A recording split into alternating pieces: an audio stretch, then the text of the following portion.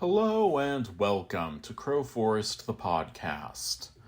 So last time we finished out with January 22 of 2023, and that was where I was editing the version of my trailer for TikTok. So this time we will pick back up in another production section on January 23 of 2022. I finally heard back from LegalZoom today. I had forgotten that I was even waiting for a reply, but oh well, at least I got an answer. I'm still a little confused about the whole cash versus accrual thing, but with the information I got today, I think I at least understand how I need to list it. Apparently, the reason why transaction occurs and money is exchanged are regarded as different things is because accrual accounting is for businesses that have some sort of a payment account established wherein they might receive a bill for expenses but not necessarily pay right away. That seems weird, but at least now I can say for sure that I definitely don't have that. So cash it is. Armed with this new knowledge, I returned to the tax questionnaire and filled in a couple of pages before getting stuck again. Apparently, I'm supposed to list my business partner's social security number, and I don't know Maureen's number. Nor am I convinced that I should be listing it anyway. I'm really starting to think that I might have made a mistake listing her as my business partner. It made sense at the time, but I probably should have done it as an unofficial under-the-table sort of arrangement. This paperwork is insane. Meanwhile, back with things I actually understand, I made a large wax figure about twice the size of even the larger scale wax figure that I had been working with. The reason why I needed to do that was in order to get footage of the wax figure walking around holding the tiny replica of the miniature itself. But the problem with that is that this tiny replica of the miniature is roughly the size of the larger scale wax figure. So if the wax figure is going to be able to realistically carry the thing, then I'm going to need a much larger wax figure for the sequence. I took the new extra large wax figure and stood it upright inside a small green screen box that I have for miniature photography. I took a few pictures of just the figure, but the wax was so unstable at this size that the figure kept falling over. And that was before I even tried to have it hold the tiny miniature. But then I had an idea. Why not lay the figure down on its back with its arms sticking up? After all, I could just rotate the image in post, and this way it was plenty stable enough, even when I placed the tiny miniature into its arms. So I did it that way, and I got a bunch of still pictures from different angles, so hopefully I'll have plenty to work with when I'm editing. The other thing that I knew that I needed to do was to get some more green screen work done with the wax figure suit. Last time, with the white hood over my face and the wax-coated mask on top of that, I couldn't see anything, so I wasn't able to get the shot that I needed of holding the miniature in the wax suit. So this time, once I had put on the costume, I kept the hood down and just put on the mask. I could see a little, so I knew that I would be able to safely pick up the miniature. So I picked it up, keeping my hands underneath it so as not to show that I wasn't wearing the gloves, since I don't think I could have picked it up with the gloves. Then I did a little slow walking in place towards the camera. When I was done with that, I put down the miniature, took off the mask, put the hood up properly, put the mask back on over the hood, and put on the gloves. Once I had that, I turned back to the camera and did a little more walking in place towards the camera. Hopefully these shots will look okay. Since I couldn't see anything while filming, I couldn't position myself in the viewfinder, so hopefully I wasn't wildly out of frame.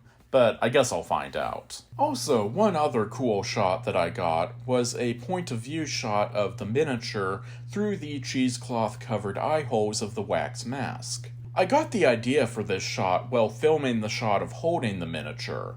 I happened to look down at the miniature while filming, seeing it through the mask, and I thought it was a really cool image and that I should definitely get that shot. I don't know if I'll end up using it, but I got it. Alright, and January 30 of 2023. I finally got around to doing the stop motion of the light bulb unscrewing up in the attic. Hopefully the video will come out okay, but I won't know until I completely edit it, since I don't have anything to play back yet. But one thing's for sure, it's definitely going to come out better than that experimental shot that absolutely did not work. Which, I do not have that written, but I'm gonna go ahead and write that because it should absolutely be in there. Next, I went back down to the living room and put remote control tea lights into the tops of the jar candles on the altar table and tested them to make sure that they worked properly. Then I set up my camera on the back of the couch to get an angle showing the candles over Maureen's shoulders. Then, since Maureen isn't actually here right now, I put on her pink nightgown and sat on the couch myself to film the clip. I kept the camera running and got the shot of the candles going out several times. Sometimes all 3 candles would go off simultaneously like I wanted, but other times they would go off one at a time for some reason. But in the end, I got at least one take that will work. February 2, 2023. So today was weird. I'm currently staying at my sister's house while she's away. Long story. And she texted me to tell me that one of her friends would be coming by in a little while to drop off some boxes on account of her friend was going through some stuff and really needed extra storage space. Of course, this in itself wasn't all that weird, but when you consider that that scenario is literally the premise of the movie that I'm currently working on, in this very house no less, well, it was weird. So Maureen's friend came over and rang the doorbell. I opened the door and asked her if she wanted me to open up the garage for her.